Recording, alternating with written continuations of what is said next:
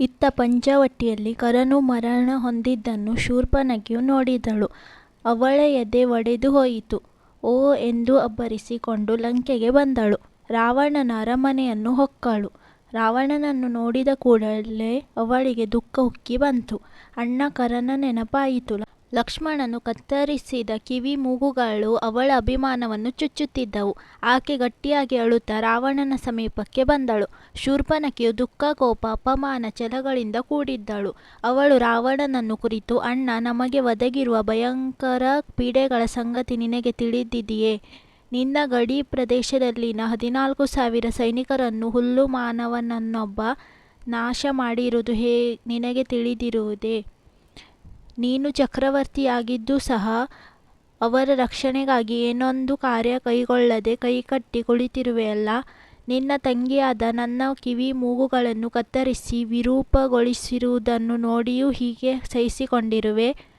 ರಾಜನಾದವನು ತನ್ನ ಪ್ರಜೆಗಳ ಹಾಗೂ ಸೈನಿಕರ ರಕ್ಷಣೆಯ ಹೊಣೆ ಹೊರುತ್ತಾನೆ. ಆದರೆ ನೀನು ಸುಖಲೋಲುಪನಾಗಿ ಈ ವಿಷಯವನ್ನು ಮರೆತು ಬಿಟ್ಟಿದೆಯಾ? ನಿನ್ನ ಗಡಿಗಳ ಮೇಲೆ ನಡೆದಿರುವ ಆಕ್ರಮಣ ಸುದ್ದಿಯನ್ನು ತಿಳಿದು ಸುಮ್ಮನಿದ್ದೆಯೇ? ನಿನ್ನ ತಮ್ಮಂದಿರಾದ ಕರ, ದೂಷಣರು ಮೃತರಾಗಿದ್ದಾರೆ. ನಿನ್ನ ತಂಗಿ ಭಯಂಕರ ಕ್ರೂರ ಕೃತ್ಯಗಳಿಗೆ ಗುರಿಯಾಗಿದ್ದಾಳೆ. ಇಷ್ಟಾದರೂ ನಿನ್ನದು ಕಲ್ಲು ಹೃದಯ.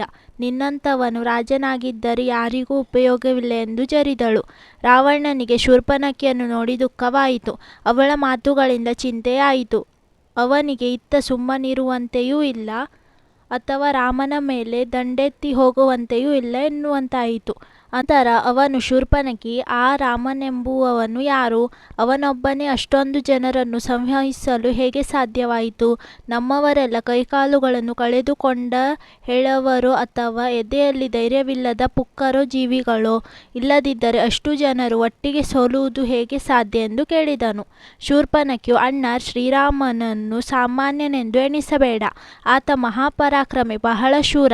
ನಾನು ಇದುವರೆಗೆ ನೋಡಿರುವ ದೇವ, ದಾನವ, ಗಂಧರ್ವ, ಯಕ್ಷ, ಕಿನ್ನರರಲ್ಲಿ ಅಂತಹ ಪರಾಕ್ರಮಿಯನ್ನೇ ಕಾಣೆ.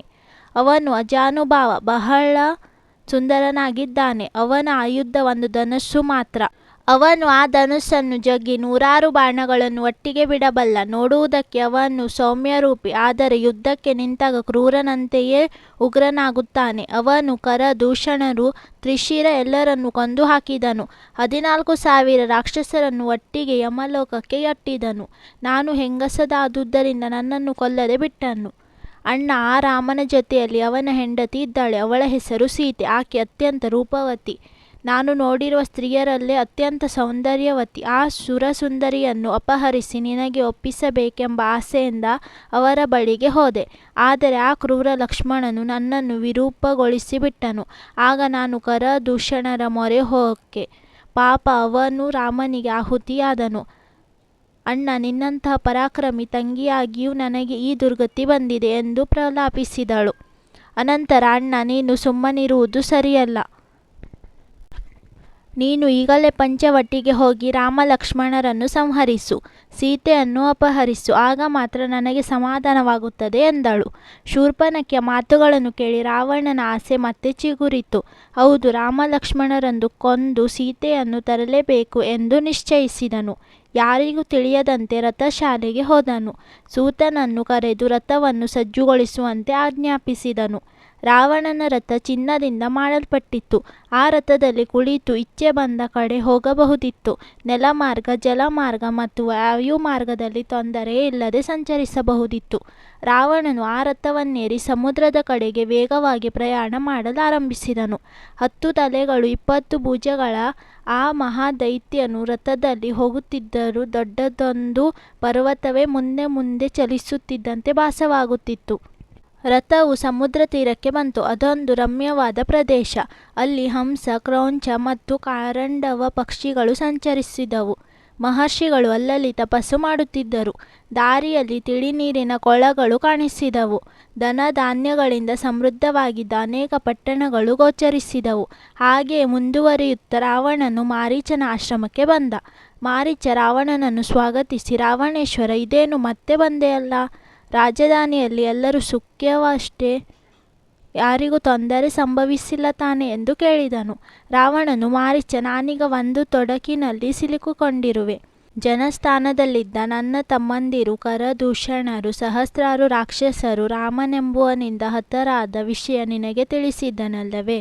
ಅದಷ್ಟೇ ಅಲ್ಲದೆ ಆ ರಾಮನು ನನ್ನ ಪ್ರೀತಿಯ ತಂಗಿ ಶೂರ್ಪನಖಿಯ ಕಿವಿ ಮೂಗುಗಳನ್ನು ಕತ್ತರಿಸಿ ವಿರೂಪಗೊಳಿಸಿದ್ದಾನೆ.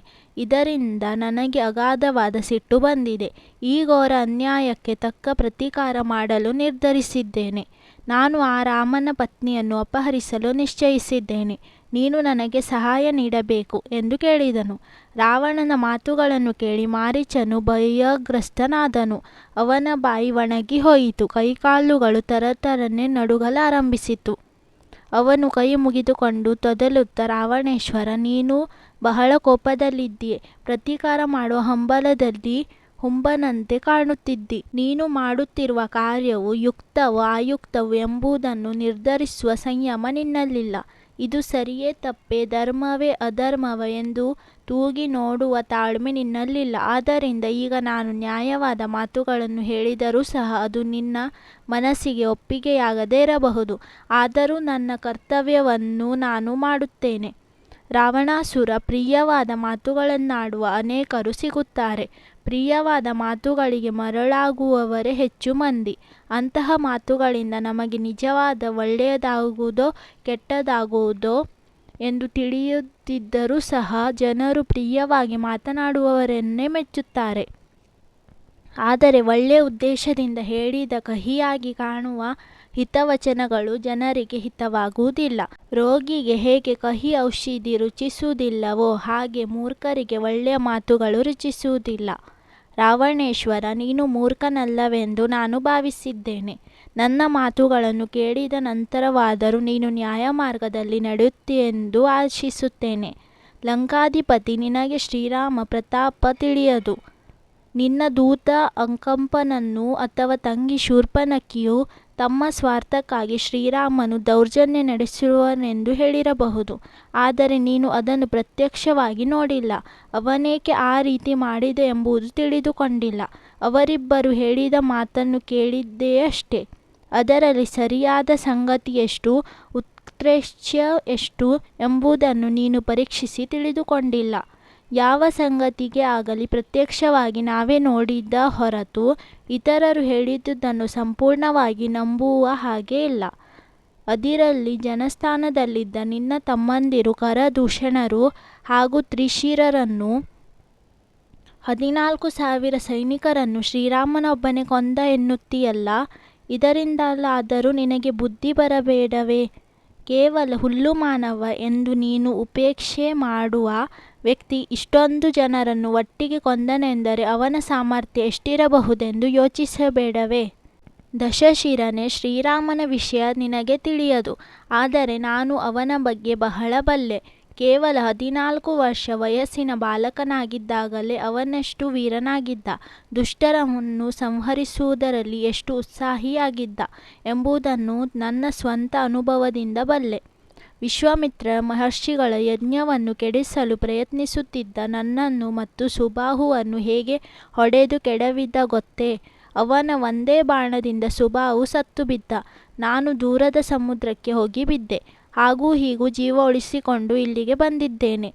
ಶ್ರೀರಾಮನು ಈ ಅರಣ್ಯಕ್ಕೆ ಬಂದ ವಿಷಯ ತಿಳಿದಾಗ ನಾನು ನನ್ನ ಹಿಂದಿನ ದ್ವೇಷದಿಂದ ಮಾಯಾಮೃಗಗಳ ವೇಷ ಧರಿಸಿ ಅವನನ್ನು ಕಬಳಿಸಲು ಯತ್ನಿಸಿದೆ.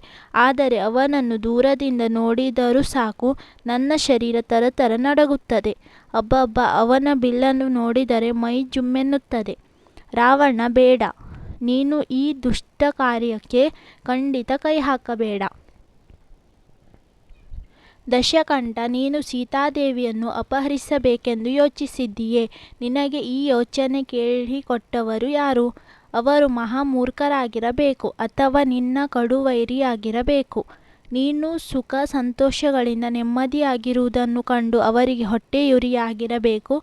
ಅಥವಾ ನೀನು ನಿನ್ನ ರಾಜ್ಯ ಪ್ರಜೆಗಳು ಎಲ್ಲರನ್ನೂ ಕಷ್ಟಕೊಟ್ಟಲೆಗಳನ್ನು ಅನುಭವಿಸಲೆಂದು ಆಶಿಸುವ ದೇಶದ್ರೋಹಿಯಾಗಿರಬೇಕು.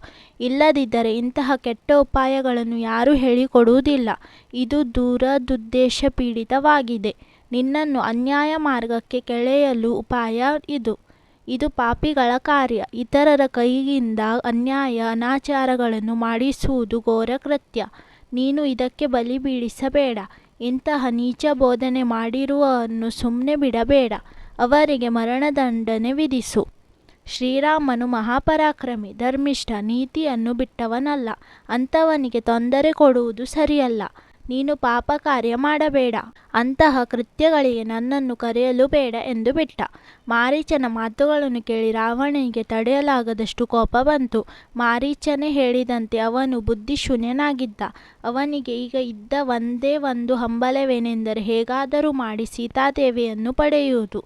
ಅವನು, ಮಾರೀಚ, ನಾನು ನಿನ್ನ ಬಳಿ ಬುದ್ಧಿವಾದವನ್ನು ಕೇಳಲು ಬಂದಿಲ್ಲ. ನಾನು ರಾಮನ ಪತ್ನಿಯನ್ನು ಕರೆದು ತರಬೇಕೆಂದು ನಿಶ್ಚಯಿಸಿದ್ದೇನೆ. ಹಾಗೆ ಮಾಡಿಯೇ ತೀರುತ್ತೇನೆ. ಅದಕ್ಕೆ ನೀನು ಸಹಾಯ ಮಾಡಬೇಕು ಅಷ್ಟೆ. ಮಾರೀಚ, ನೀನು ವಿವಿಧ ವೇಷಗಳನ್ನು ಧರಿಸುವುದರಲ್ಲಿ ಚತುರ. ನೀನು ಚಿನ್ನದ ಜಿಂಕೆಯ ವೇಷವನ್ನು ಧರಿಸಿ ಪಂಚವಟಿಗೆ ಹೋಗು. ಸೀತೆಯ ಮುಂದೆ ಸುಳಿದಾಡು. ಸೀತೆ ಚಿನ್ನದ ಜಿಂಕೆಯನ್ನು ನೋಡಿ ಆಸೆ ಪಡುತ್ತಾಳೆ. ಅದನ್ನು ತಂದುಕೊಡುವಂತೆ ರಾಮನನ್ನು ಪೀಡಿಸುತ್ತಾಳೆ. ರಾಮನು ನಿನ್ನ ಹಿಂದೆ ಬರುತ್ತಾನೆ. ನೀನು ಅವನ ಕೈಗೆ ಸಿಗದಂತೆ ದೂರದ ಸ್ಥಳಕ್ಕೆ ಕರೆದುಕೊಂಡು ಹೋಗು. ರಾಮನು ನಿನಗೆ ಬಾಣ ಬಿಟ್ಟರೆ ರಾಮನ ಧ್ವನಿಯನ್ನೇ ಅನುಸರಿಸಿ ಆ ಸೀತೆ, ಆ ಲಕ್ಷ್ಮಣ ಎಂದು ಕೂಗು. ಲಕ್ಷ್ಮಣನು ಅಲ್ಲಿಗೆ ಓಡಿ ಬರುತ್ತಾನೆ. ಆಗ ಒಂಟಿಯಾದ ಸೀತೆಯನ್ನು ನಾನು ಲಂಕೆಗೆ ಒಯ್ಯುತ್ತೇನೆ. ಇದು ನನ್ನ ಯೋಜನೆ. ನೀನು ಇದ್ದಂತೆಯೇ ನಡೆಯಬೇಕು. ಇಲ್ಲದಿದ್ದರೆ ಈಗೋ ನೋಡು, ಈಗಲೇ ನಿನ್ನನ್ನು ಕತ್ತರಿಸಿ ಬಿಡುತ್ತೇನೆ ಎಂದು ಕತ್ತಿಯನ್ನು ಝಳಪಿಸಿದನು. ಮಾರೀಚನು ಇನ್ನು ರಾವಣನಿಗೆ ಬುದ್ಧಿ ಹೇಳಿ ಉಪಯೋಗವಿಲ್ಲವೆಂದು ಮನಗಂಡನು. ರಾವಣನಿಂದ ಸಾಯುವ ಬದಲು ಶ್ರೀರಾಮನ ಕೈಯಲ್ಲಿ ಹತನಾಗುವುದು ಹೆಚ್ಚು ಪುಣ್ಯವೆಂದುಕೊಂಡನು. ಹೀಗಾಗಿ ಅವನು ರಾವಣನು ಹೇಳಿದಂತೆ ನಡೆಯಲು ಸಿದ್ಧನಾದನು.